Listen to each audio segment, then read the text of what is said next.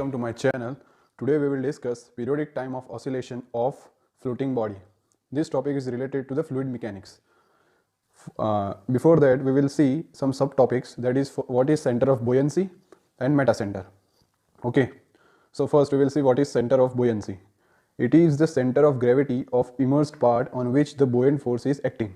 For example, this is a plane surface immersed in the liquid. Now don't consider the part which is outside the surface, considering the part which is immersed in the liquid and considering the center of gravity of that part.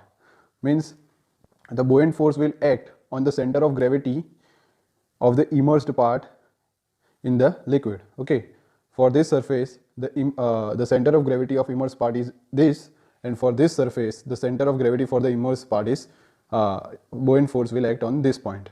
Okay, and yes, it is not necessary that center of gravity of the surface and center of buoyancy will be the same point. Okay, it may be different, like in this case. Okay, now we will see what is metacenter. That is, it is the point about which the body oscillates when given an angular displacement of theta. Okay, it is the point about which the body oscillates when given an angular displacement theta. Means here when the body is given some angular displacement theta, the body will oscillate about this point. This is called as metacenter point. Okay, now consider a plane surface is kept in a liquid, first in upright position. In this case the body is in equilibrium and center of gravity and center of buoyancy will act on this same point. Okay, in this case here center of gravity and center of buoyancy is at the same point, so Fb and weight of this plane will be in equilibrium, therefore W equals to Fb. Now when this plate is given some angular displacement of theta, it will oscillate. Okay, it will oscillate in anticlockwise direction. It is moved in anticlockwise direction. Okay, so due to that the center of buoyancy will be changed. The center of buoyancy in this case will be at B1. Okay, and in this case it is at B. Why the center of buoyancy has changed? Because the part of the liquid, the part of the surface immersed in the liquid has changed. So what is center of buoyancy? Center of buoyancy is the center of gravity of immersed part on which the buoyant force is acting. Means, for example, this is only the immersed part, the upper portion is not immersed. Okay, this is only the immersed part. Now B1 will be the center of gravity for this part, so buoyant force will act on B1.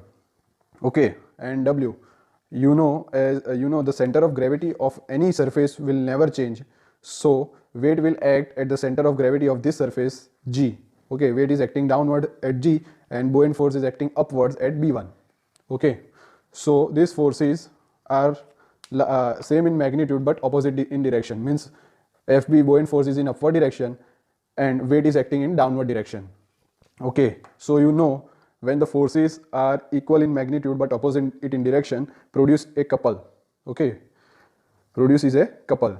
So here a couple, restoring couple, is produced to bring this body in a state 1, that is before applying an angular displacement.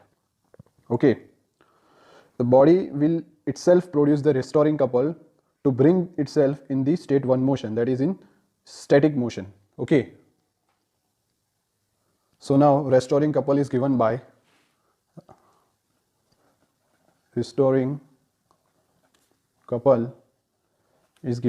couple is equals to force, magnitude of the force and perpendicular distance between them. That is, here magnitude of these force are equal but they are opposite in direction, and the perpendicular distance between these two forces is Ga. Okay, Ga, that means force is W into perpendicular distance. Means couple equals to force, magnitude of the force into perpendicular distance. Okay, this is equals to, let's represent this as, okay, keep it as restoring couple, W into Ga as equation 1. Now considering triangle MGA, in triangle MGA, sin theta equals to opposite upon hypotenuse, that is opposite upon hypotenuse, that is GA upon GM, GA upon GM, which implies that GA equals to GM sin theta. Okay, this is equation number 2. And yeah, for your knowledge, GM is the metacentric distance. GM is metacentric distance. Metacentric distance. Okay, this GM is the metacentric distance. So now substituting equation 2 in equation 1, we get restoring couple equals to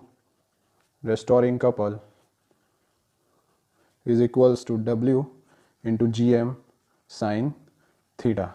Okay, this is as equation 3. Now due to torque of inertia, this plate will try to come in its original position.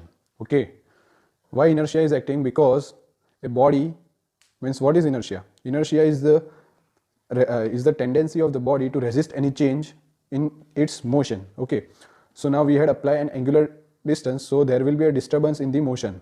So the body will resist that motion by producing the torque of inertia. Okay, so this torque of inertia should be equals to the restoring couple. This torque of inertia should be equals to the restoring couple. So torque of inertia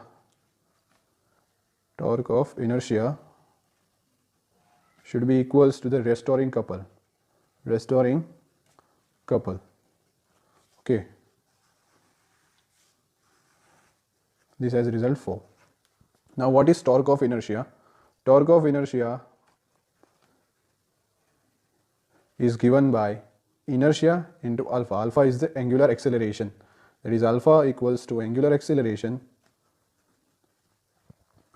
and I is inertia. So now alpha is given by d square theta by dt square. Okay, so torque of inertia is given by I into minus of d square theta by dt square. Why minus? Because this is representing the restoring torque. Okay, this is representing the restoring torque. Negative because due to restoring, negative because of restoring torque. Okay, so this is written as I into minus of d square theta by dt square. This is torque of inertia. Okay, this is equation number 5. Okay, now we will see what is inertia. We have to bring in relation with mass and weight of the body. Now consider first what is radius of gyration. Now radius of gyration k is the distance from a given reference axis where the whole mass of the body is assumed to be concentrated to give the same value of inertia. Means it is the distance from the reference axis where the whole mass of the body is assumed to be concentrated to give the same value as inertia I. Okay, so now consider mass moment of inertia. Mass moment of inertia I equals to m into distance square, that is k square. Okay, so now I is equals to weight upon gravitation into k square, because W is equals to mass into gravitation, where W is the weight. So substituting this in equation number 5, we will get torque of inertia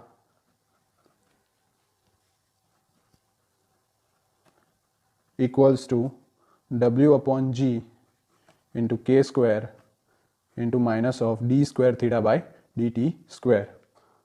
Now as we know that is torque of inertia, is equals to the restoring torque. Now what is restoring torque? That is W into Gm sin theta. Therefore, from equation 4, torque of inertia is equals to restoring couple.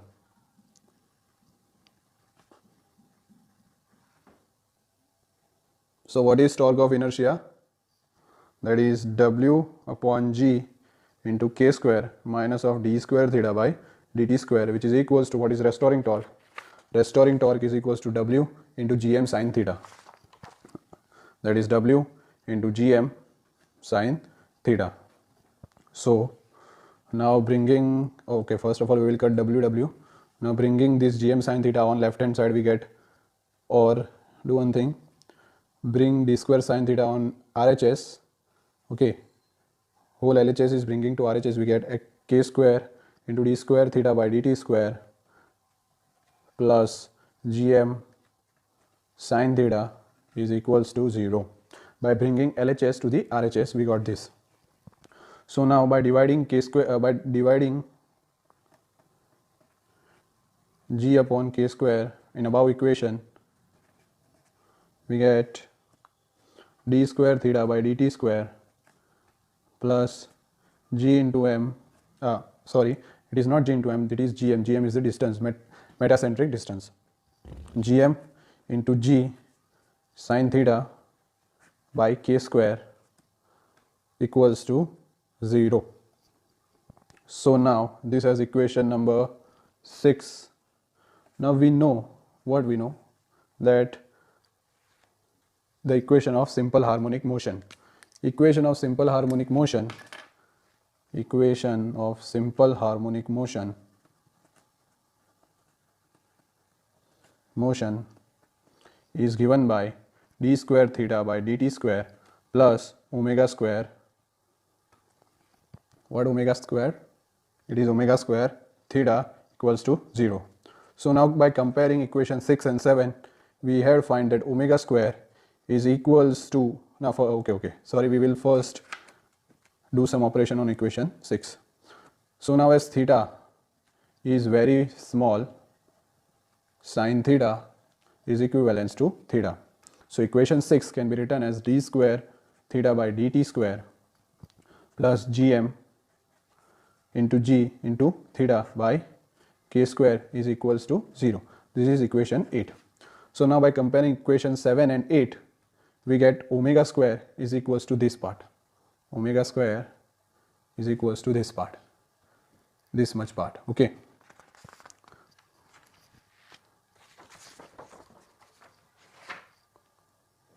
So we get omega square is equals to Gm into G upon k square. So omega is equals to under root of Gm into G upon k square.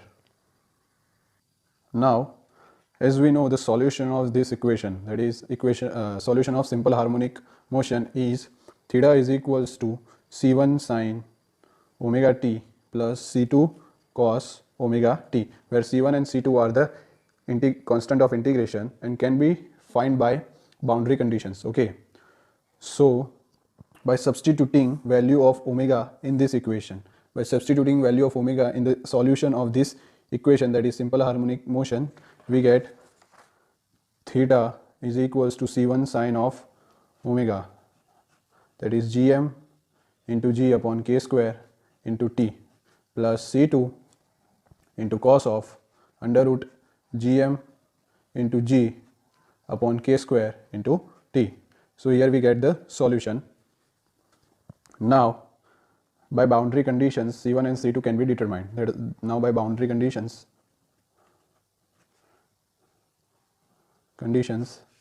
so first take theta equals to 0 and t is equals to 0. By substituting this both in above equation, we get theta is 0. So C1 into sine of, by putting this as 0, so we get sine 0 plus C2 into cos 0.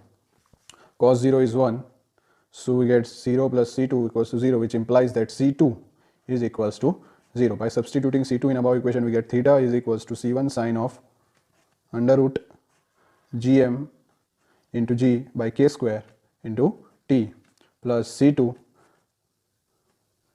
is 0. Okay, sorry, C2 is 0. So we get theta is equals to C1 sine of under root of gm into g upon k square into t. This is sine function. Now this is equation number 10. Now taking second condition, that is theta equals to 0 and time t is equals to half of periodic time, that is t is equals to periodic time. Okay, so now substituting these values in equation number 10 here. So we get theta is equals to 0, which is equals to theta is 0, so when 0 equals to C1 into sine of under root of gm into g upon k square into t upon 2. Okay, so sine of, so what is the meaning of this equation? That means either C1 is 0 or sine function is 0, but we know that C1 is the constant of integration, so definitely sine function will be 0. So sine of under root gm into g upon k square into t by 2 must be equated to 0. So now this 0 can be written as sine pi. Sine of pi can be written as 0 because sine pi is 0 is equals to sine pi. So now as RHS and LHS sine are same, so we can equate these two things. Okay, so root of gm into g divided by k square into t by 2 equals to pi. So under root of gm into g upon k square into t is equals to 2 pi. So now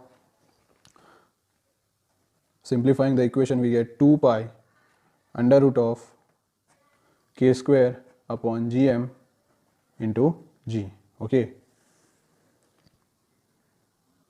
so t equals to 2 pi under root k square into gm into g. This equation is the periodic time of oscillation of floating body. Okay, this equation is of time period of oscillations of floating body. Now where k is radius of gyration, k is radius of gyration, gm is metacentric distance,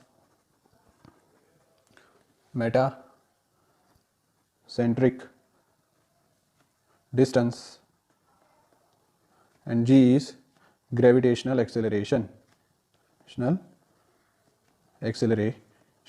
I hope you understood this topic. If you have any doubts, please feel to ask. So ask in comment section.